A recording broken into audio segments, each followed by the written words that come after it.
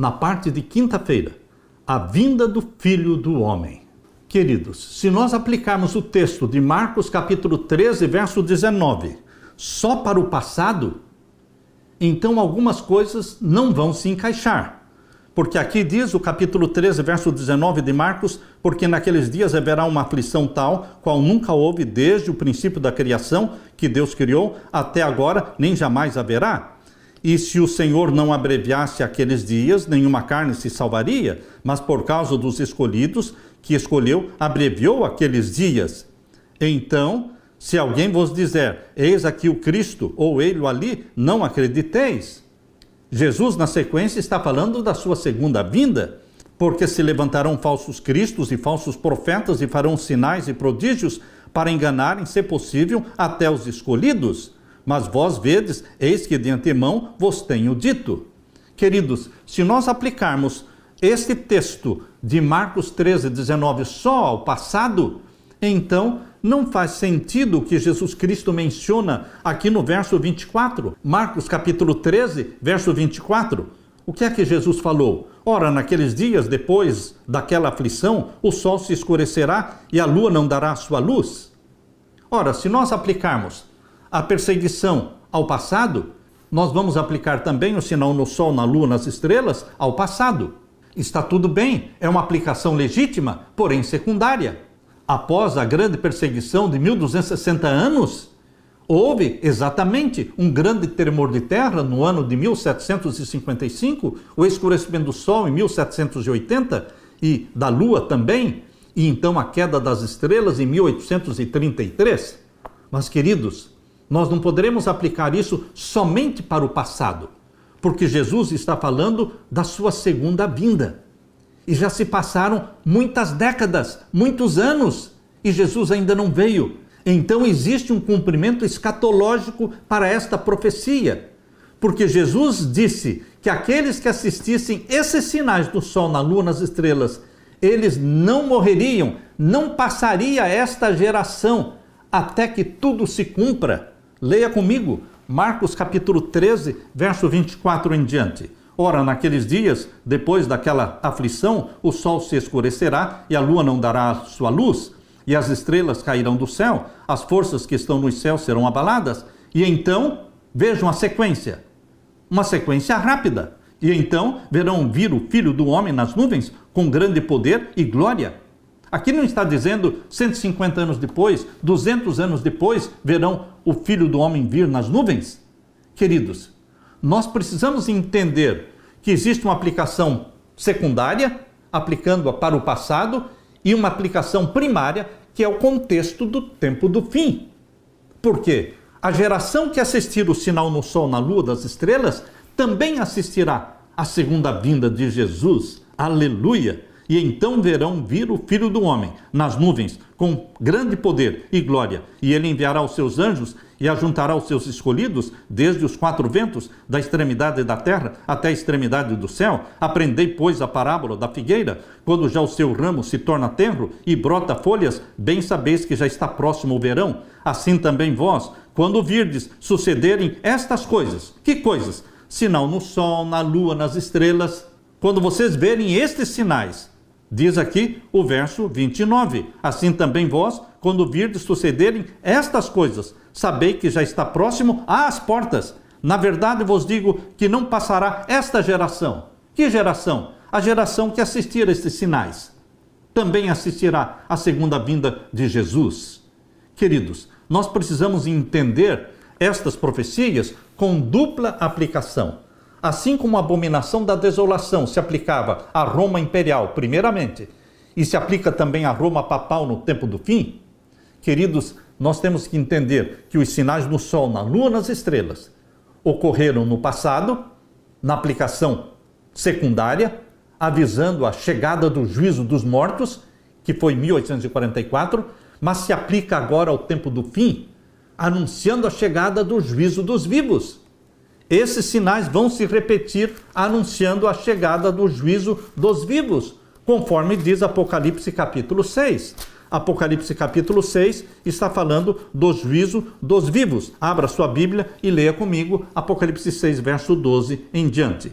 E havendo aberto o sexto selo, olhei, e eis que houve um grande tremor de terra, e o sol tornou-se negro como saco de cilício, e a lua tornou-se como sangue, e as estrelas do céu caíram sobre a terra, como quando a figueira lança de si os seus figos verdes, abalada por um vento forte. E o céu retirou-se como um livro que se enrola, e todos os montes e ilhas foram removidos dos seus lugares. Queridos, isto vai se cumprir agora no tempo do fim, antes de ser aprovada a lei dominical. Por quê? Quando a lei dominical for aprovada, todos terão que saber no mundo inteiro o que é o sábado e o que é o domingo. Qual a diferença entre sábado e domingo?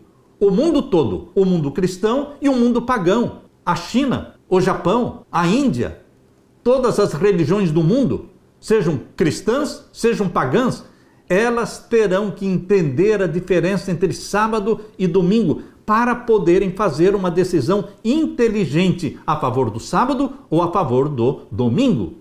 E como é que Deus vai anunciar no mundo inteiro que chegou o tempo do fim e que o sábado é o dia do Senhor e não o domingo? Como é que o mundo todo vai ficar sabendo? Deus vai ajudar, usando esses sinais majestosos no céu. As potências do céu serão abaladas no sexto selo.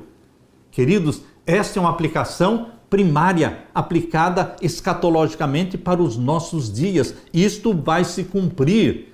Se alguém disser para você que isto não vai se cumprir novamente agora, no tempo do fim, você diga, espere para ver.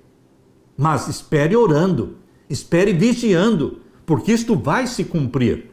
Existe uma aplicação escatológica para os sinais no sol, na lua e nas estrelas, quando ilhas e montes vão se mover dos seus lugares e o céu vai se recolher como um pergaminho e o povo de Deus será selado pelo selo do Deus vivo, exatamente como está no sexto selo. O sexto selo fala do selo do Deus vivo sendo aplicado na testa do povo de Deus. Apocalipse capítulo 7, verso 2, verso 3 e verso 4, está falando do selo do Deus vivo. Primeiramente aplicado nos 144 mil e depois aplicado na grande multidão que ninguém podia contar. Apocalipse 7, verso 9, fala da multidão que ninguém podia contar. E então eles passarão juntos a seara e as primícias. 144 mil e a grande multidão passarão juntos pela grande tribulação. Não está falando da grande tribulação da Idade Média, está falando da grande tribulação do tempo do fim. Depois do selamento do povo de Deus, depois que os ímpios forem selados pelo sinal da besta, haverá uma grande tribulação. Apocalipse capítulo 7 e o verso 13 e 14. E um dos anciãos me falou dizendo, estes que estão vestidos de vestidos brancos, quem são e de onde vieram? E eu lhe disse, Senhor, tu sabes. E ele me disse, estes são os que vieram da grande tribulação e lavaram seus vestidos e os branquearam no sangue do Cordeiro. Como é que você vai aplicar esta expressão aqui do verso 14 de Apocalipse 7, a grande tribulação, somente lá para o tempo do passado? Para os 1260 anos da primeira supremacia papal? Não, meu querido irmão. Isso se aplica principalmente, não somente, mas principalmente para a última supremacia papal, para a angústia qual nunca houve, chamada de grande tribulação. E nesta grande tribulação, primícias, 144 mil, e a grande multidão que ninguém podia contar, atravessam juntos, porém, selados pelo selo do Deus vivo e batizados pelo Espírito Santo. Aleluia! Que Deus te conforte com esta mensagem, que Deus te fortaleça, que Deus derrame o Espírito Santo sobre mim e sobre você, e fortaleça a nossa fé, para ficarmos em pé diante do Filho do Homem, dizendo, este é o nosso Deus a quem aguardávamos. Aleluia! Deixe-me orar com você. Pai querido que estás nos céus, obrigado pelas profecias da Tua palavra. Obrigado pelas profecias de Daniel. Obrigado pelas profecias do Apocalipse. Obrigado pelas profecias de Mateus 24, de Marcos capítulo 13, de Lucas capítulo 21. Que o Senhor nos ajude a entender, Pai, que existem duas aplicações. A aplicação para o passado e aplicação para o tempo do fim. A história se repete, a história vai se repetir. Que o Senhor derrame o Espírito Santo sobre nós. O batismo do Espírito Santo vai se repetir. Naquele tempo, o batismo foi chamado de chuva temporã. Agora o batismo do Espírito Santo será chamado de batismo da chuva serôdia. A história se repete. Que o Senhor derrame sobre nós o Espírito Santo e nos abençoe. Em nome de Jesus pedimos. Amém e amém. Deixo com você, meu irmão, minha irmã, a paz de Jesus. Amém.